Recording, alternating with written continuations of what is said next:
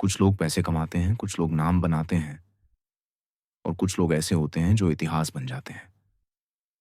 भारत में अगर शांति, सादगी और इंसानियत का कोई चेहरा है, तो वो है रतन टाटा। आज की यह कहानी सिर्फ एक उद्योगपति की नहीं है। ये कहानी है एक अकेलेपन से भरे बचपन की, एक टूटे हुए परिवार की और उस इंसान की जिसने कभी घमंड नहीं किया।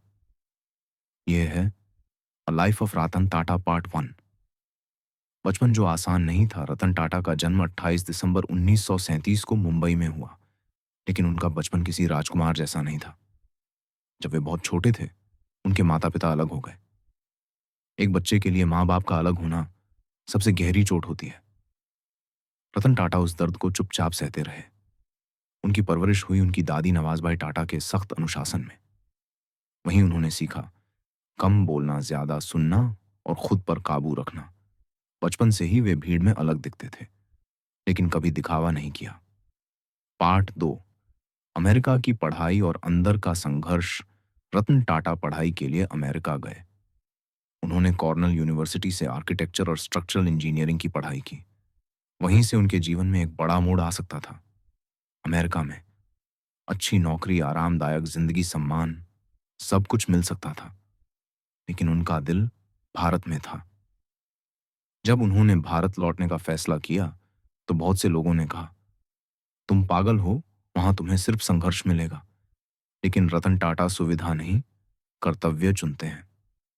पार्ट 3, जमीन से शुरुआत। 1962 में रतन टाटा टाटा ग्रुप से जुड़े, लेकिन कोई बड़ा पद नहीं मिला।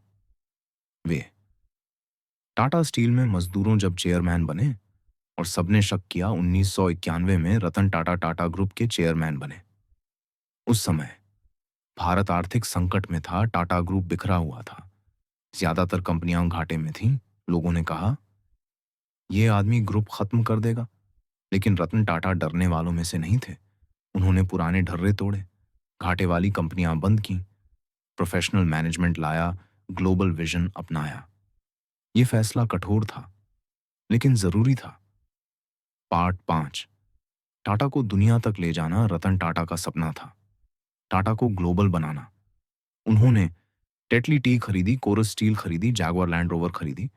लोगों ने फिर कहा, भारतीय कंपनी इतना बड़ा रिस्क कैसे ले सकती है, लेकिन उन्होंने लिया। आज टाटा एक ग्लोबल ब्रांड है, भारत का नाम दुनिया में है। पार्ट 6, टाटा चाह नानो। दिल से सोचा गया सपना। एक दिन रतन टाटा ने एक परिवार को स्कूटर पर जाते देखा।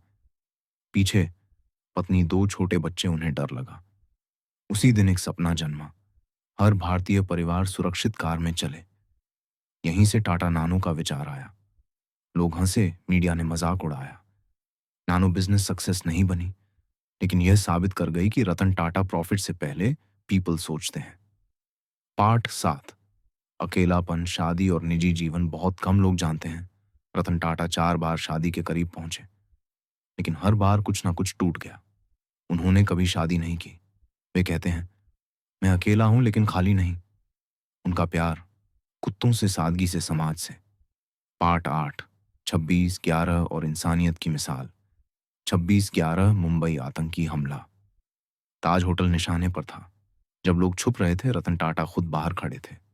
उन्होंने हर कर्मचारी के परिवार को मदद दी, बच्चों की पढ़ाई की जिम्मेदारी ली, जिंदगी भर साथ निभाया। यही उन्हें एक पार्ट 9, पैसा नहीं, पर्पस आज भी। रतन टाटा सादा खाना खाते हैं, दिखावे से दूर रहते हैं, ज्यादातर संपत्ति दान में देते हैं। टाटा ट्रस्ट भारत के स्कूल, अस्पताल, रिसर्च समाज के लिए काम करता है। पार्ट 10, रतन टाटा से सीख। उनकी जिंदगी हमें सिखाती है, सफलता शोर नहीं करती, पावर शांत रहती है। पैसा साधन है, लक्ष्य नहीं। लीडरशिप मतलब सेवा। Ending, emotional close. Ratan Tata सिर्फ नाम नहीं है, वे एक सोच हैं, एक संस्कार है और एक उदाहरण है। अगर आज भारत को ईमानदार नेतृत्व चाहिए, तो हमें रतन टाटा जैसे लोगों से सीखना होगा। Music slow fade. अगर आपको यह कहानी पसंद आई हो, तो वीडियो को लाइक करें, चैनल को सब्सक्राइब करें और कमेंट में लिखें,